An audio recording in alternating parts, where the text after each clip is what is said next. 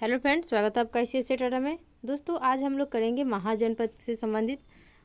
इसके पहले जो है हम लोग बौद्ध और जैन धर्म कर लिए हैं। अगर आप लोग उस वीडियो को नहीं देखे हैं तो जाकर के चैनल पे देख सकते हैं। प्लेलिस्ट में सारा वीडियो डाल दिया गया है।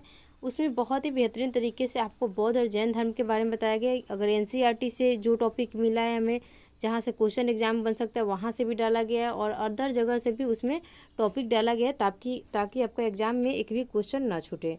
ठीक है, तो आप जाकर वहाँ से देख सकते हैं। और आज हम महाजनपद के बारे में करने जा रहे हैं। तो ये महाजनपद क्या हुआ, सबसे पहले देखेंगे कि ये जनपद क्या है। ठीक है, तो देखिए, जनपद शब्द की उत्पत्ति जो है आर्यों के द्वारा की गई थी। आर्य जो थे यहाँ के सबसे प्रभावशाली जनजाति थे, जिसे जन कहा जाता था। आर्य को ही जन कहा जाता था और इन्हीं से, इस आर्य के जो जन था, इसी से क्या हुआ, जनपद शब्द की उत्पत्ति हुई। जिसका मतलब होता है, देखिए, जन का मतलब होता है लोग। क्या होता है? जन का मतलब होता है लोग और पद का मतलब होता है पैर, यानी कितने लोगों की संख्या है, उसी को क्या बोला जाता, जनपद बोला जाता था। और आप लोग उत्तर वैदिक काल पढ़े हैं, जिसमें देखे कि कैसे कैसे क्या हुआ कि विकास होते गया, कृषि में विकास होते गया, लोहे की खोज हुई। धीरे धीरे क्या हुआ था कि पहले कोई राजतंत्रात्मक नहीं था, कोई भी राजा नहीं हुआ करता था, लेकिन उत्तर वैदिक काल आते आते राजा होने लगे। कुछ कबीले के प्रधान होते गए, कबीले से आगे विस्तार हुआ तो वो जनपद बन गए। वैसे ही जो जनपद में ज़्यादा विकासशील हो गए, जिनका ज़्यादा विकास हुआ, वो क्या बन गए, महाजनपद बन गए। ठीक है, महाजनपद जो था अधिकांशतः राजतंत्रीय होते थे। महाजनपद क्या थे, राजतंत्रीय होते थे, जहाँ राजवंशीय जो था, राजा के पास पूर्ण शक्ति और नियमित सेना होती थी। उसके बाद वे जनपद या राज्य नामक एक परिभाषित क्षेत्र पर शासन करते थे।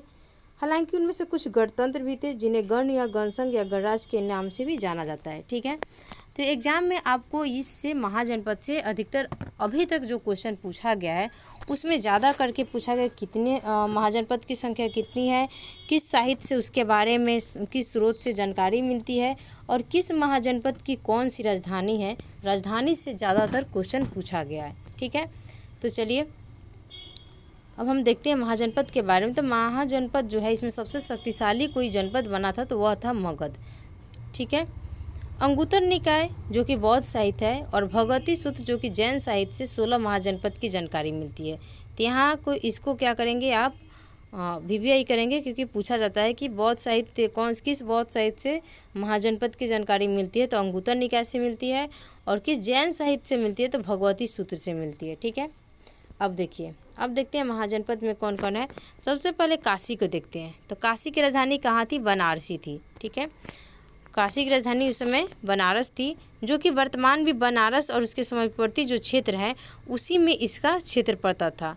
और यह वरुणा तथा अस्सी नदियों के बीच में स्थित था। ठीक है, उसके बाद अंग आता है। अंग की राजधानी चंपा थी। अंग जो है, इसकी राजधानी क्या थी, अंग महाजनपद की राजधानी चंपा थी। और यह आपको वर्तमान जो भागलपुर या मुंगेर का क्षेत्र है, उसी के अंदर आता था। यहाँ के शासक ब्रह्मदत्त थे। बाद में बिंबिसार ने अंग को मगध में मिला लिया था। यहाँ से भी क्वेश्चन पूछ सकता है कि किसने अंग को मगध में मिलाया था, तो बिंबिसार के द्वारा मिलाया गया था। कौशल की राजधानी क्या थी, श्रावस्ती थी। इसके अंतर्गत तो जो फैजाबाद है, यूपी का क्षेत्र है, वहीं आता है। सरयू नदी से 2 भागों में बांट देती थी, एक उत्तरी कौशल था, एक दक्षिणी कौशल था। ठीक है, और दोनों की राजधानी अलग अलग थी। जैसे कि उत्तरी कौशल थी, उसकी राजधानी श्रावस्ती थी, और दक्षिणी कौशल की राजधानी कहाँ थी, कुशावती थी। ठीक है, तो ऐसे पूछेगा कौशल की राजधानी कहाँ थी, तो श्रावस्ती हो जाएगा। लेकिन अगर आपसे बांट करके पूछता है कि उत्तरी कौशल की राजधानी कहाँ थी, तो श्रावस्ती, दक्षिणी कौशल की राजधानी कुशावती हो जाएगी। प्रसेनजीत जो था, यहाँ का प्रसिद्ध शासक था। नेक्स्ट है वत्स जो है, आधुनिक जो इलाहाबाद एवं कौशाम्बी जिला के जो क्षेत्र है, इसी के अंतर्गत था। और वत्स की राजधानी कौशाम्बी ही थी। अवंती महाजनपद ने वत्स को अपने साम्राज्य में मिला था। तो अवंती में बाद में चल करके क्या हुआ, मिल गया था। जो कमज़ोर महाजनपद होते थे, उनसे जो शक्तिशाली महाजनपद थे, वो अपने में क्या करते गए, बाद में मिलाते गए। लास्ट में एक मगध जनपद बन गया, जो कि सबसे शक्तिशाली जनपद हो गया। मगध जनपद जो है, यह वर्तमान पटना और आसपास के जिलों में क्षेत्र में स्थित था। इसकी राजधानी गिरिब्रज या राजगिरी थी। देखिए, BPSC का एग्जाम हो या किसी भी कोई भी एग्जाम हो, उसमें एक क्वेश्चन बार बार पूछा जाता है और खास करके पूछा जाता है कि जो मगध की प्राचीन राजधानी थी उसका क्या नाम था। तो प्राचीन राजधानी आपका गिरिव्रज हो जाएगा। और उसके बाद जो परिवर्तित नाम किया गया गिरिव्रज का, तो उसका नाम हो गया राजगिरी। ठीक है, तो यह पूछा जाता है एग्जाम में इस तरह से कि प्राचीन राजधानी कौन सी थी। और यहाँ पे किस वंश का शासन था, तो हर्यक वंश का शासन था मगध पे। वज्जी की राजधानी वैशाली थी और यह गणतंत्र महाजनपद था। तो एग्जाम में पूछा जाता था कि ऐसा कौन सा महाजनपद है जो गणतंत्रात्मक था, तो वज्जी जो था यही था। यह 8 राज्यों का संघ था। इसका एक प्रमुख संघ जो था वह लिच्छवी था, जिसकी राजधानी वैशाली थी। तो वज्जी में प्रमुख क्या था, प्रमुख संघ कौन सा था, तो लिच्छवी था। मौल भी गणतंत्र प्रजा महाजनपद था। वज्जी और मौल दोनों गणतंत्र था, जो कि वर्तमान का जो गोरखपुर एवं देवरिया जिला है इसी के क्षेत्र में वह स्थित था। मल्ल की राजधानी कुशीनगर या कुशावती थी। मत्स्य की राजधानी कहाँ थी, विराटनगर थी। इसका विस्तार जो है वर्तमान के जो राजस्थान है वहाँ पे इसका विस्तार देखने को मिला था। कुरु की राजधानी जो है इंद्रप्रस्थ थी। कुरु कहाँ है, तो वर्तमान का जो हरियाणा है, दिल्ली और मेरठ का क्षेत्र है, इसी में इसका विस्तार हुआ था। दिल्ली का प्राचीन नाम जो है, ये भी एग्जाम पूछ लेता है, तो दिल्ली का प्राचीन नाम योगिनीपुर था। ठीक है। चेदी वंश की राजधानी कहाँ थी, शक्तिमती थी।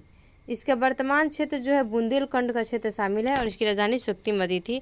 अस्मक जो है दक्षिण का एकमात्र क्या था, महाजनपद था। अस्मक दक्षिण भारत में स्थित एकमात्र महाजनपद था। इसकी राजधानी जो थे पोतन या पोटिल था। ठीक है, ये भी इम्पोर्टेंट है, आपको यहाँ से भी क्वेश्चन पूछा जाता है। सूरसेन जो है वर्तमान यूपी में स्थित था। मथुरा इसकी राजधानी थी। ठीक है, और वीडियो को रोक करके एक बार आप काउंट कर लेंगे, या आपके पास बुक होगा उसे भी काउंट कर लेंगे कि कितना क्षेत्र बिहार में पड़ता था महाजनपद का और कितना क्षेत्र जो है यूपी में पड़ता था। क्योंकि एग्जाम में ऐसे भी क्वेश्चन पूछ लिया जाता है कि कितना जो मगध जो जनपद था वह बिहार में था, कितना जनपद जो है यूपी में था। तो ऐसे क्वेश्चन देखिए, जो अगर आप बुक पढ़ रहे हैं या वीडियो देख रहे हैं ना, तो क्वेश्चन खुद से अपने माइंड में बनाया करिए, क्योंकि जब तक आप सोचेंगे नहीं तब तक कुछ होगा नहीं। ठीक है, तो सोचने की कोशिश करिए। नेक्स्ट है सूर्यसेन जो है वर्तमान यूपी में स्थित है। मथुरा इसकी राजधानी थी। मेगास्थनीज ने इंडिका में सूर्यसेन का वर्णन किया है। तो ये भी पूछ सकता है कि किसके द्वारा सूर्यसेन का वर्णन किया गया, तो मेगास्थनीज के द्वारा किया गया है। अवंती जो है मध्य प्रदेश व आसपास के क्षेत्र जो मालवा है इसी में शामिल था। इसकी अवंती की भी 2 राजधानियाँ थी। एक उत्तरी अवंती थी जिसका राजधानी उज्जैन था, दक्षिणी अवंती की राजधानी माहिष्मती थी। और ऐसे देगा कि अवंती की राजधानी क्या थी, तो उज्जैन या माहिष्मती किसी का भी नाम दे देगा, तो आप दोनों को याद रखेंगे। पंचाल की राजधानी जो थी इसकी भी 2 राजधानी थी। ऐसे अहिक्षत्र हर जगह देता है, लेकिन जब 2 भाग में बांट करके देगा तो उत्तरी भाग की राजधानी अहिक्षत्र थी, दक्षिण की राजधानी जो था काम्पिल्य था। ठीक है, पंचाल के अंतर्गत रुहेलखंड के बरेली, बदायूं के फरीखाबाद, ये सारे क्या थे, जगह शामिल थे। ठीक है, तो 14 जनपद हो चुका है, बाकी अभी 2 बचा है। गंधार जो है पाकिस्तान है, आधुनिक पाकिस्तान है, वहाँ पे पड़ता है, वहाँ पे मिला था गंधार जो महाजनपद था। रावलपिंडी एवं पेशावर गंधार के अंतर्गत जो भी क्षेत्र थे यहाँ पे इसका विस्तार देखने को मिला। राजधानी जो है गंधार की क्या थी, तक्षशिला थी, इसको भी याद रखेंगे। और जो पाणिनि थे व्याकरणाचार्य यहीं के निवासी थे, ये भी क्वेश्चन आपसे एग्जाम में पूछा जा सकता है। कम्बोज की राजधानी हाटक थी, उत्तरापथ में स्थित था। राजौरी एवं हजारा यहाँ आते थे। हाटक या राजपुर यह क्या था, प्रसिद्ध था, और यह क्या था, घोड़ों के लिए प्रसिद्ध था कम्बोज। ठीक है, तो 16 महाजनपद हो गया आपका। और यहाँ से ज़्यादा करके आपसे एग्जाम में क्वेश्चन पूछेगा कि किसकी राजधानी कहाँ थी। ठीक है, और जितना भी टॉपिक दिया गया ना, एनसीईआरटी का बुक उठा करके देखेंगे वहाँ पे भी इस टाइप से दिया गया है, तो वहीं से चुन करके आपको यहाँ पे टॉपिक दे दिया गया है। 11th के एनसीईआरटी देखेंगे प्राचीन भारतीय इतिहास का, तो उसमें आपको ये सारे टॉपिक देखने को मिलेगा। ठीक है, तो वीडियो अच्छा लगा हो तो चैनल को लाइक, सब्सक्राइब, शेयर ज़रूर करें, क्योंकि आपके एक लाइक, सब्सक्राइब और शेयर से क्या होता है, मोटिवेशन मिलता है, और हम और कोशिश करते हैं आपके पास अच्छा से अच्छा वीडियो लाने का और अच्छा से अच्छा कंटेंट देने का। ठीक है, थैंक यू।